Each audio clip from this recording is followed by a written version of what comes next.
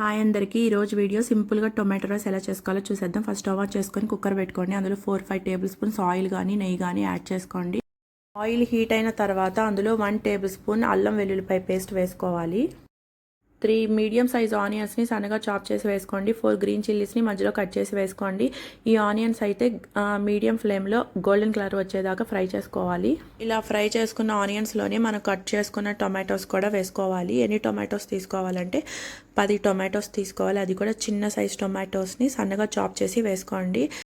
పుదీనా అయితే ఒక 20 ఆకులు వేసుకోండి. కొంచెం కరివేపాకు వేసుకోండి. ఉంటే కొత్తిమీర కూడా యాడ్ చేసుకోవచ్చు. 1/2 టీ స్పూన్ పసుపు, సరిపడా సాల్ట్, 1 టేబుల్ స్పూన్ కారం వేసుకోవాలి. అండ్ అందులోని 1/2 టేబుల్ స్పూన్ గరం మసాలా వేసుకోవాలి. గరం మసాలా లేకపోతే చికెన్ మసాలా కూడా వేసుకోవచ్చు, బాగానే ఉంటుంది. మసాలాలన్నీ వేసుకున్నాం కదా, అన్నీ కలిసేలాగా ఒకసారి కలిపేసుకోండి. టొమాటో రైస్ కోసం నేను 2 డబ్బాల బియ్యం తీసుకున్నాను. మీరు కావాలంటే బాస్మతి రైస్ కూడా తీసుకోవచ్చు. నేను రెగ్యులర్గా ఇంట్లో వాడుకునే బియ్యమే తీసుకున్నాను. ఈ బియ్యాన్ని 2 అవర్స్ నానబెట్టుకుంటే సరిపోతుంది. ఇలా నానబెట్టుకున్న బియ్యాన్ని ఇందులోకి వేసేసి 2 గ్లాసెస్ రైస్కి 3 గ్లాసెస్ వాటర్ పోసుకున్నాను. బాస్మతి రైస్తో చేసుకునేటట్టయితే గ్లాస్కి గ్లాసున్నర వాటరే పోసుకోండి. అండ్ ఇందులో ఫైనల్గా జీడిపప్పు యాడ్ చేసుకుంటే చాలా బాగుంటుంది. అక్కడక్కడ తినేటప్పుడు తగులుతూ చాలా బాగుంటుంది. ఇంకా మూత పెట్టేసి విజిల్ పెట్టేసేయండి. 4 విజిల్స్ రానివ్వండి హై ఫ్లేమ్ పెట్టేసి.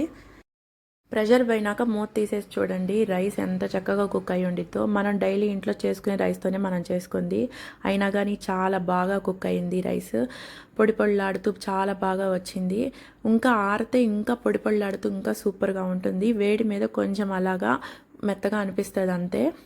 ఈ టొమాటో రైస్కి కాంబినేషన్గా పెరుగు చట్నీతో తినొచ్చు, లేదా చికెన్ షార్వాతో కూడా తినొచ్చు, చాలా బాగుంటుంది. టొమాటో రైస్ అయితే చాలా బాగా వచ్చింది. టేస్ట్ కూడా అంతే బాగుంది. అండ్ ఎక్కువ మసాలాలు యాడ్ చేసుకోలేదు, ఎక్కువ ఆయిల్స్ కూడా యాడ్ చేసుకోలేదు. చాలా సింపుల్గా కూడా అయిపోయింది. బ్యాచిలర్స్ కానీ కొత్తగా వంట నేర్చుకునే వాళ్ళు కానీ చేసుకునే రెసిపీ ఇది. చాలా తక్కువ టైంలో ఈ రెసిపీని మనం రెడీ చేసుకోవచ్చు. పిల్లలకి మధ్యాహ్నం లంచ్ బాక్సెస్ కూడా పంపించండి, చాలా ఇష్టంగా తింటారు. అండ్ ఈ వీడియో మీకు నచ్చినట్టయితే సబ్స్క్రైబ్ చేసుకోవడం మర్చిపోకండి. లైక్ చేయండి, షేర్ చేయండి అండ్ కామెంట్ చేయండి.